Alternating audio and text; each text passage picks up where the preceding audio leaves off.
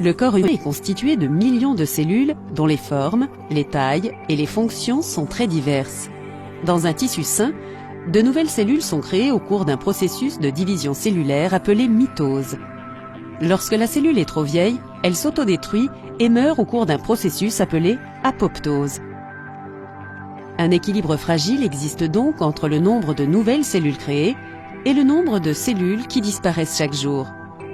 Lorsqu'un cancer se développe, cet équilibre s'en trouve rompu et les cellules commencent à se développer de manière anarchique. La chimiothérapie est un type de traitement qui fait appel à des médicaments très forts permettant de stopper la croissance des cellules cancéreuses. La chimiothérapie peut prendre diverses formes.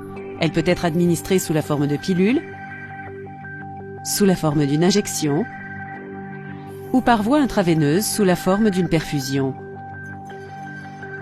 Une fois les médicaments à l'intérieur de l'organisme, ils se mettent à détruire les cellules cancéreuses en les empêchant de croître ou de se multiplier au cours de la mitose.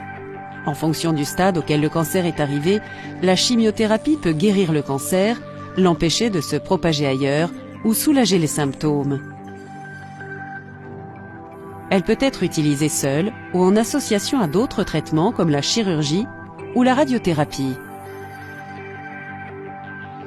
La chimiothérapie va malheureusement toucher également les cellules saines et en particulier les cellules qui se divisent rapidement. Parmi elles, les cellules des cheveux, du sang,